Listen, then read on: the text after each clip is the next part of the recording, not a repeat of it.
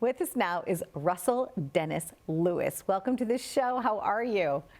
Thank you, Donna. I'm great. I'm in LA right now, so things are still a little hectic with the pandemic, but we're starting to get back on track, so all's good. I want to know, you and your twin are both actors, but did you get into the business at the same time, or did one of you jump in before the other?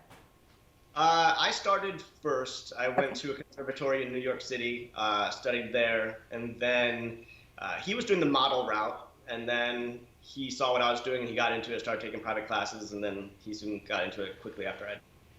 Now, when I started out in the industry, we used to have headshots, and on the back of the headshot, it always used to say special skills. Yep. And I read that you have now new special skills like snake handling and horseback riding.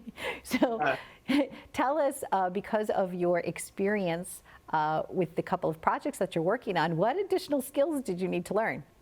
Yeah, that's one of the great parts about acting is always getting to play characters and learn skills that you never thought you would. For example, what you're speaking of in the Netflix series Godless, yeah, we had to go through what they called cowboy camp. Okay. So we had horseback training, firearms training.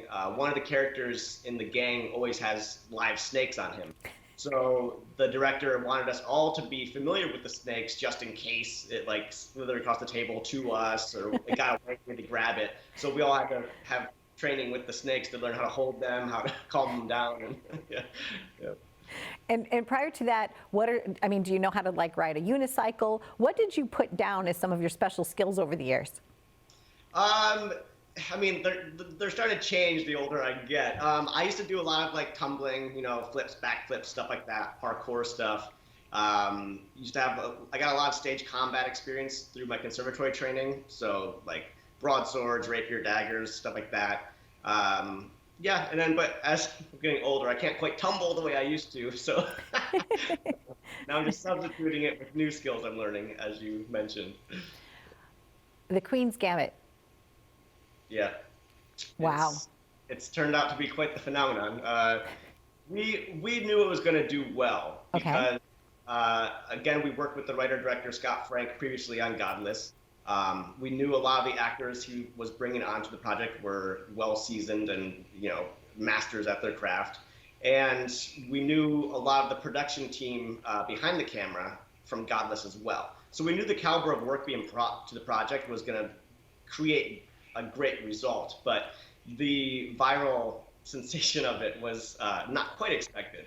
So, which again, we just have to give credit to the audience as well, because it was really about word of mouth that made that so popular. And talk about word of mouth. I heard that how the twins got involved was because you were twins. And so they just started creating storyline around things.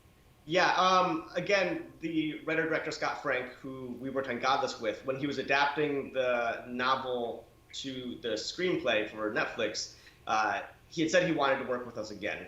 And he decided to take a few of the smaller supporting characters in the book and rewrite them as the two twin brothers with us in mind, which is just amazing for us because that's like those are the relationships you wish to build and hope to build in this industry. And we're very fortunate that we've had this opportunity to work with them twice now. Well, that must have been fun. As brothers and as twins, has this brought your relationship even closer together? Yeah, I mean, we've always been close, but having these experiences to go, I mean, for example, we filmed this show in Berlin, Germany, and neither of us have ever been to Europe. So it was an amazing experience. It was amazing, amazing bonding experience, and to have someone to share that with, yeah, every job brings us closer, for sure. And learning how to play chess, did you play chess before this or did you learn how to play for this? Uh, I mean, I played chess as like a little kid just for fun, but I didn't. I knew how the pieces moved. I didn't have any strategy. I didn't know any true like real gameplay, and to be honest, I still quite don't. We did have chess lessons. We had chess lessons on set. They had chess masters that gave all the actors who played chess lessons. And even though you never see my brother and I play chess in the show, they still wanted us to be as familiar as possible with the world. So we were working with some amazing chess masters, and and Anya, actually, Anya Taylor-Joy, she had to like memorize every single game. So Really? she knows how to play chess now. Me, I can beat my computer on like on like an 800, but that's about it. Well, I used to play with my son Matthew quite often, and he's quite the chess player. So I would like to ask you how this newfound fame has changed you at all, or is it just something fun that you are looking forward to celebrating each day?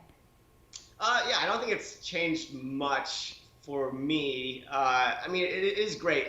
The greatest part is having people from all over the world, message you on like social media and stuff, and just how much the show meant to them. Like, I mean, even a lot of parents will write us and say, oh, like the young girls have just become so much more interested in this game now, and how excited they are, and it's amazing how much it's touched a lot of people. And I think again that was probably due to it being such an amazing underdog story that with this last year that we've all been living through, I think it just gave everyone something to really like watch and be hopeful for. Beth Harmon, like they wanted to see her win.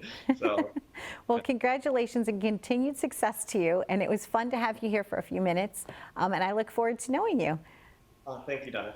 Okay, be well. Take care. Bye-bye.